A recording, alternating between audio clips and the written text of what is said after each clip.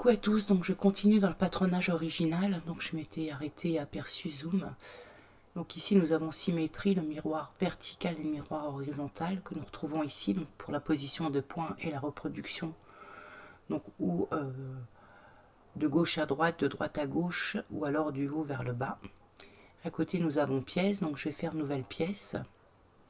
Donc je vais partir sur un carré de 50 mailles et 30 rangs. Donc ici si j'avais voulu travailler en centimètres à la place de mailles et de rangs, à ce moment-là, je choisis dans mesure, dans option, pardon, unité de mesure. Donc voilà, ici l'unité de mesure, ce sont les centimètres. Et ici, j'aurais pu mettre unité normale, donc les centimètres, ou choisir donc maille et rang. Donc je crée ma nouvelle pièce. Donc, je choisis un carré de 50 mailles, 50 rangs. Et je lui donne un nom. Donc, je vais mettre la grille derrière et je vais mettre également la grille ici. Ensuite, on peut la renommer cette pièce. Donc, il va me rouvrir le nom. Et je choisis donc à ce moment-là un autre nom que j'entre. On peut choisir une pièce. Donc ici, comme je n'en ai qu'une, j'en ai qu'une seule ici qui se présente. Si j'avais eu un pull avec le dos, le devant, les manches, il m'aurait marqué dos, devant et manches. On peut également effacer la pièce. Donc de nouveau, hein, si je clique sur OK, mon travail s'efface. On peut dupliquer la pièce, donc c'est-à-dire que je vais reproduire la même chose que j'ai là. Voilà, à l'identique. Donc cette pièce ici s'appelle DD, on le voit en haut entre parenthèses. La première s'appelle CC, donc je suis dans le patronage original, donc il n'y a pas de titre. Donc ma pièce CC à gauche, DD à droite.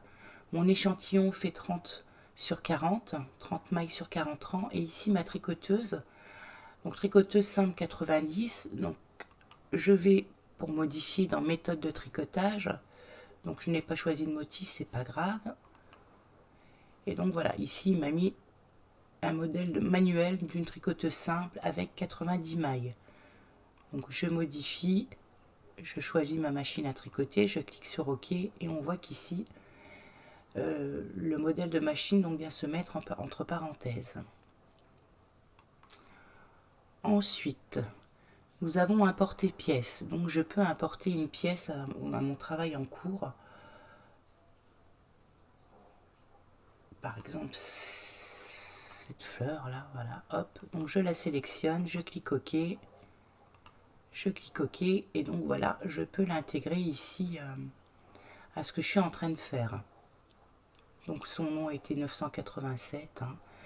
Et ici, malgré qu'elle a été enregistrée avec un autre échantillon, elle va rester, elle va se mettre en proportion d'échantillons que j'ai entrés dans mon travail. 30 par 40. J'ai également le tableau. La fonction séparer, joindre et chevaucher. Donc je vais me mettre sur mon carré numéro 1. Je vais le faire ressortir. Et donc dans pièces, tableau. Donc voilà, j'ai 4 points ici. Mes 4 points donc ont un chiffre d'attribué. Donc mon point numéro 1 se trouve à moins 25. Donc ma ligne 0 est au milieu. Donc ici je suis positionnée à moins 25. Y à 30. Donc Y c'est cette ligne ici. La ligne de 0 du bas. Donc X, Y. Donc ici je suis à 30. Donc j'ai 30 mailles. En fait si vous voulez je suis à moins 25 à une hauteur de 30 mailles, de 30 rangs, pardon. Donc moins 25 c'est mon nombre de mailles, hein, 25 mailles puisque je travaille en mailles. Et 30 le nombre de rangs. Donc pareil pour le 2 qui se trouve ici. Donc ici par contre je suis à 25. Plus, on ne le met pas hein, généralement. Et toujours pareil à 30 mailles. À 30 rangs décidément. Mon chiffre numéro 3, ici, se trouve également à 25 mailles, mais il se trouve à 0 rang, puisque je suis ici sur ma ligne 0. Et pareil pour le 4, je suis à moins 25 à la ligne 0, donc il n'y a aucun rang. Donc ce qui veut dire que sur ma machine à tricoter, mon point 0, 25 mailles à gauche et 25 mailles à droite. Donc quand on descend, on est dans le négatif, et quand on remonte, après 0, donc c'est le positif. Si je veux changer, par exemple, et donner une disposition exacte ici à mes points, je peux le faire. Par exemple, mon point numéro 1, il est à moins 25. Si j'avais voulu faire une pente, par exemple, ou j'avais une pente et que j'aurais voulu ajuster, je peux ici modifier et mettre, par exemple, si je veux rester dans les moins, enlever 5 mailles, mettre 20, moins 20. Donc si j'applique, mon point numéro 1 va se décaler. De la même façon, pour le point 2, je suis à 25. Si je veux qu'il y ait autant de mailles à gauche qu'à droite, je peux le modifier et mettre 20. J'applique, voilà. Ce que je fais à gauche, je peux également le reproduire donc à droite à l'aide de la reproduction en miroir de points exacts. Donc je ne vais pas le faire. Si je clique non, il va me demander de faire les points existants à droite sur ma gauche. Donc je clique non puisque je viens de le faire manuellement. On a également la fonction séparer. Donc si je sépare ma pièce ici, je vais me retrouver avec 2 morceaux. Je lui attribue un nouveau nom. Je clique sur OK et je sélectionne à ce moment-là la partie que je veux séparer. Donc si je voulais la séparer en deux, avant de faire cette fonction séparer, il aurait fallu que j'ajoute des points. Là j'en ai 4, je peux la sélectionner en diagonale par exemple. Donc voilà.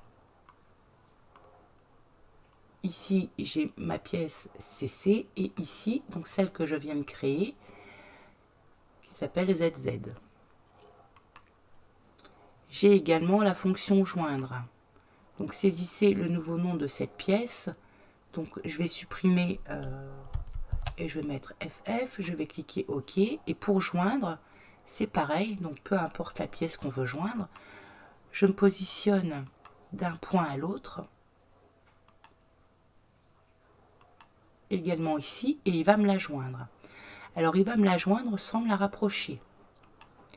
Si j'avais voulu revenir à ma pièce initiale, donc ici j'ai une nouvelle forme avec un nouveau nom, si j'avais voulu revenir à ma forme initiale, à ce moment-là, donc je vais repartir en arrière, avec un clic droit sur la souris, je viens positionner mes 2 parties. Donc si j'avais voulu les récupérer comme ça, je repars en arrière à l'aide des flèches pour annuler la nouvelle manip, ou un CTRL Z, ou si je veux le faire manuellement. Donc ici on voit qu'elle est bien positionnée. De la même façon, je fais pièce, joindre, donc je renomme, OK, et ici je clique une fois. Alors on ne voit pas les points en fait ici, mais comme je sais que ça va d'un point à l'autre, donc quand je clique, j'ai ma pièce qui se joint et qui devient de 2, je passe à une seule pièce.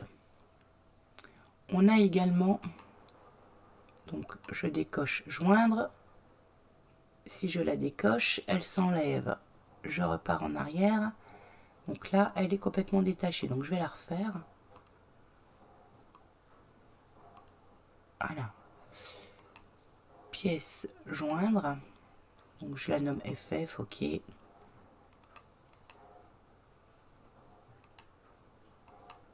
voilà.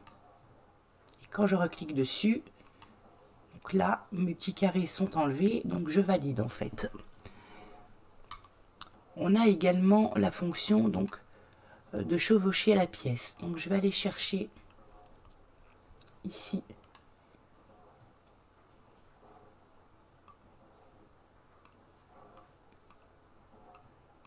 je vais juste disposer de façon différente à ce que l'on puisse bien voir. Si par exemple je veux chevaucher ici mon carré donc sur ma fleur, je la positionne, je retourne dans pièce et à ce moment-là, mon chevauché pièce n'est plus grisé. Donc soit je le fusionne, soit je l'ajoute ou soit je peux le soustraire. Donc si je le fusionne, voilà ce que ça nous donne. Donc il est vraiment fusionné avec. On a pu ici, on ne voit plus en fait l'arrondi, hein, ça ne fait qu'une seule pièce.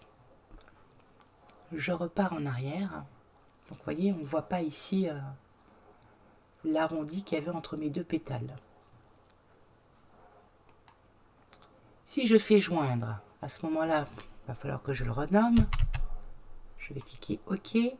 Et de la même façon, je vais devoir sélectionner mes points. Donc je veux joindre le haut à mon point du bas. Par exemple. Hein. Pareil ici.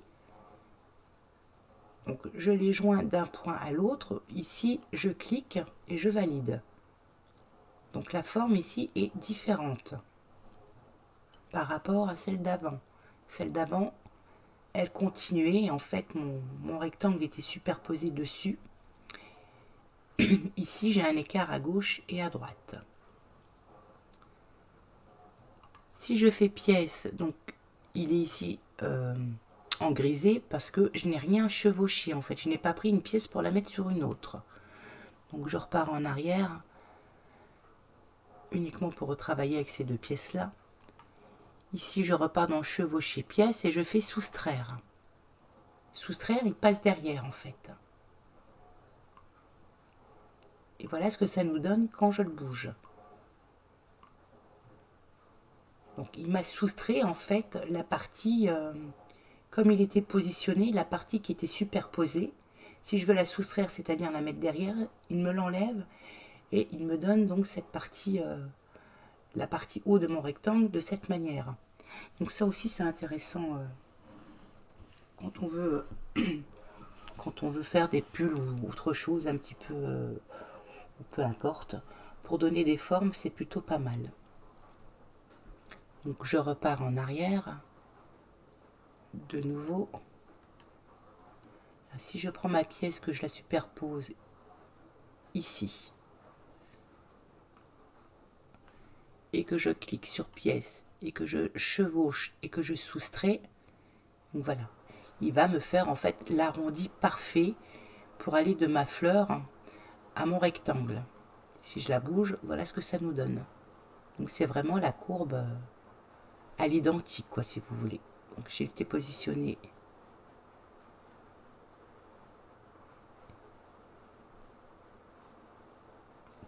voilà, comme ça. Donc pour faire des courbes identiques d'une pièce à une autre, c'est pas mal. Ensuite, et bien voilà. Donc pour cette rubrique pièces, donc symétrie, hein, je le fais là. Donc c'est le miroir vertical et horizontal. Et donc pièce, nouvelle pièce, renommée pièce. Donc tout ça, on vient de le voir.